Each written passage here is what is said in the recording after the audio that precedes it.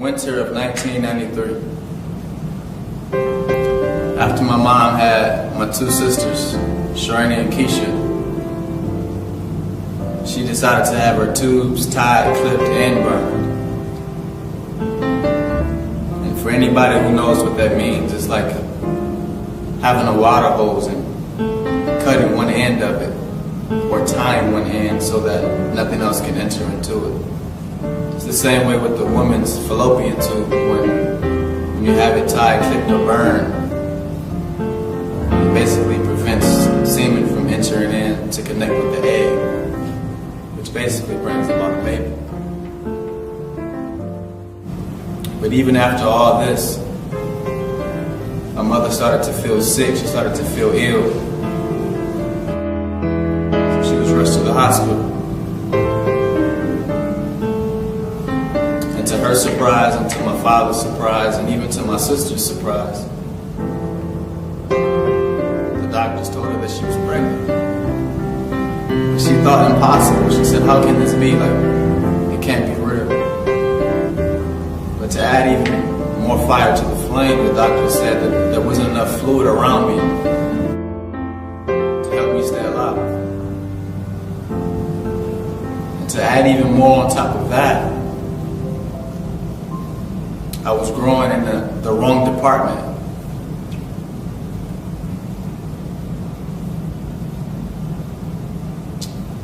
But in spite of all that, my mother began to pray.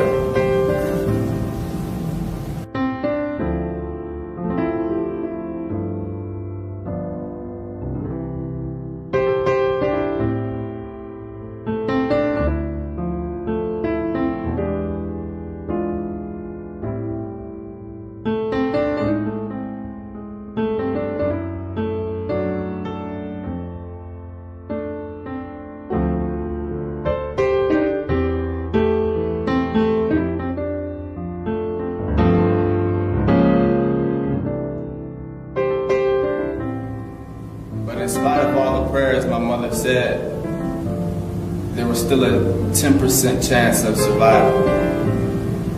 And on top of that, there was also a chance of birth defects. And to even add on to that,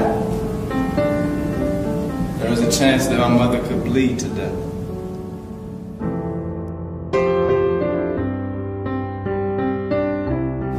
My mother was working at a factory job. Obviously, because she was pregnant, she had to leave. So she left. For 12 weeks, my dad, he looked after my sisters and did all the chores around the house. But at only 35 weeks, it was time for my mother to give birth. Before she went unconscious, she said one last prayer.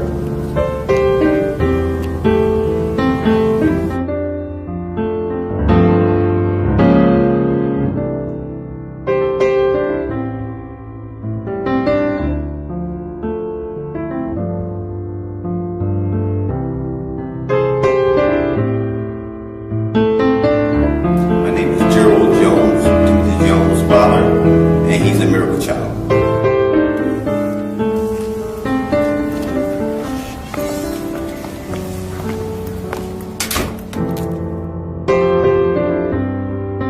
So, how did you and Mom meet?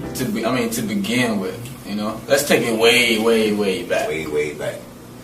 Back in '84, she was at a place called Youth 84, I thought it was 86. 84. 84? Yeah, I met her at a factory. Factory job. She was a cutie. Yeah. And, She was cute. Yeah. She took my interest. And I started talking to her, and we started writing letters to each other from machine to machine, little love notes. That's cute. And she gave me a number one day, and she had on a yellow rain jacket.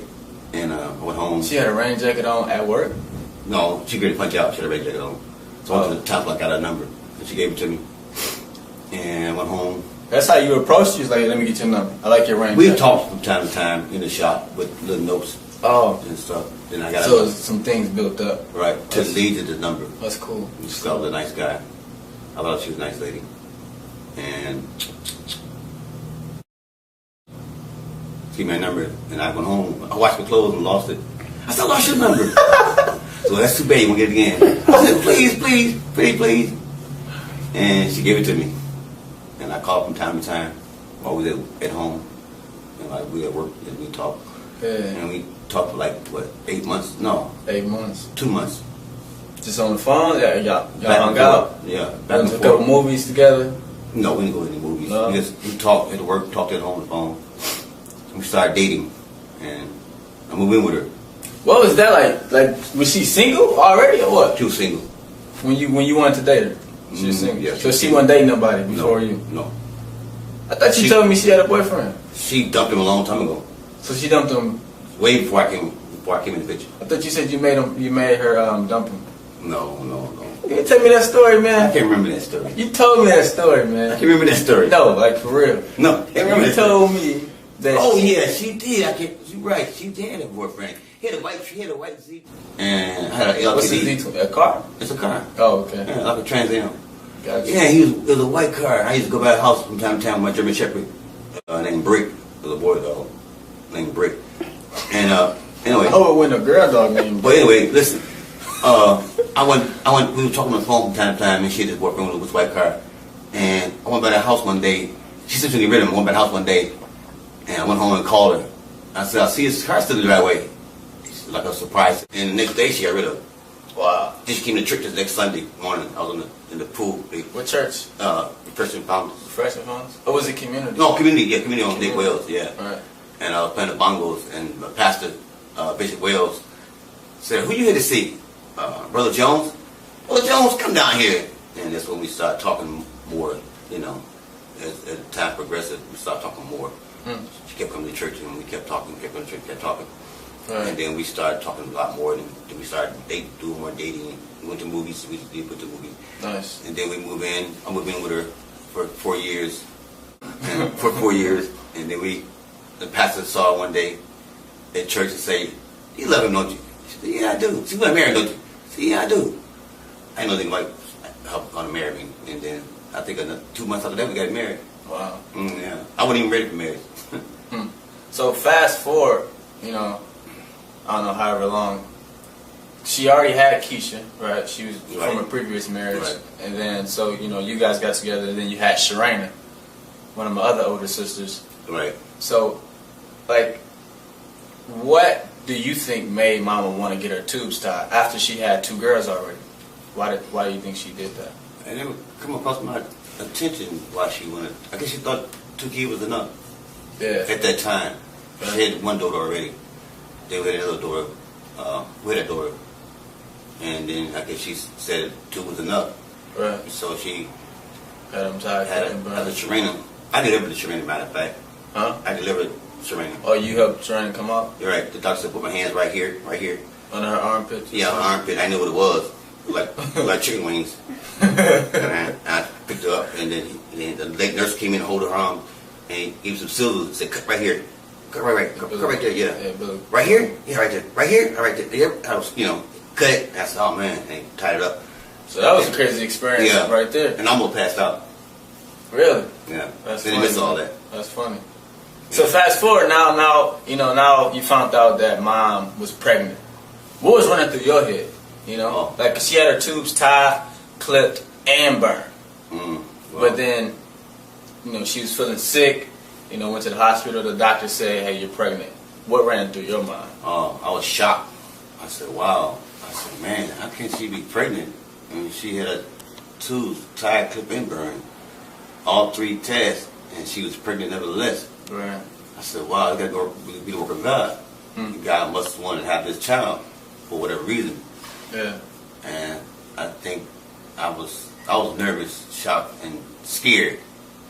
Then I said, well, I got to thinking. I said, well, what are you scared of? Like, where your faith at?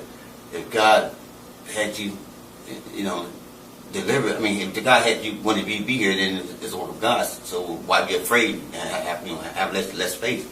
So I just let it go and then started having faith. I said, well, it's something that's in God's hand because God put you in her to be delivered, to be born. Right. So apparently He wants you to be born for a purpose. For a purpose. So I just started having faith and just pray for the best.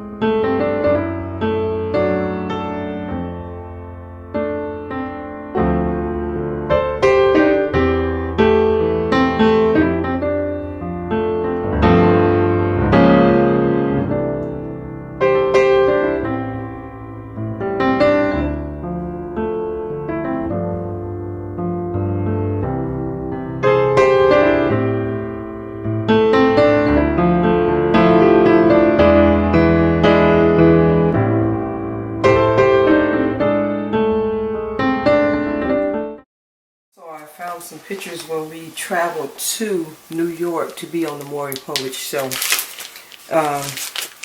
Couple of pictures here. This is my sister Esther. She joined us on the trip. And this is Timothy and myself and the young lady, Justine. Well, actually, she's one of the camera ladies that helped us prepare Tim for the actual showing of the Maury Povich show. And this is Timothy again. And this is Justine. She was on the Maury Povich show with us. And here's a photo with Maury. And again, this was in '93. Actually, the showing went quite well. They flew us in and out. All expense paid. Wonderful.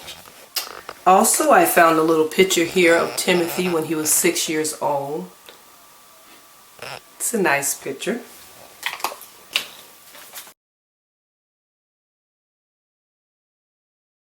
Whatever God starts, He finishes. So the way I see it is that He allowed me to conceive. He allowed me to get pregnant in the first place because I tried to fix it by having my tubes tied, clipped, and burned, knowing that I was a woman of God and just going through a lot of things in the marriage and didn't want any more children. At that time, we were going through a lot of hardship. And I just figured if I didn't have any more kids, that everything would be a little bit better. But God saw different. And I had a beautiful son.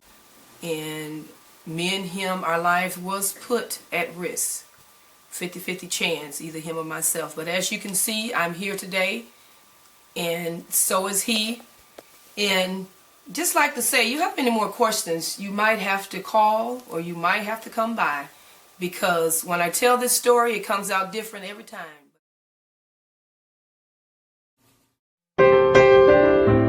When you really think about faith, think about all the people who achieved anything great. Like a Mark Zuckerberg. He was in college and he came up with this idea of Facebook, right? When he should have been studying, but he had faith that his idea was worth not studying. He had faith that his idea was worth, people's attention. So he acted on that. Obviously, it didn't happen overnight. So what was it that kept that person going, or what helped that person believe that they could have the thing that they wanted? In the episode of my mom, she had faith that if God wanted her to have this baby, then He would allow that to happen. So with that faith, with that emotion, she acted on that and she pursued with the pregnancy. Just as well as, a Michael Jordan or, Bill Gates or, you. I'm sure that you're in a predicament right now where, you're holding on to faith for something that you want to happen.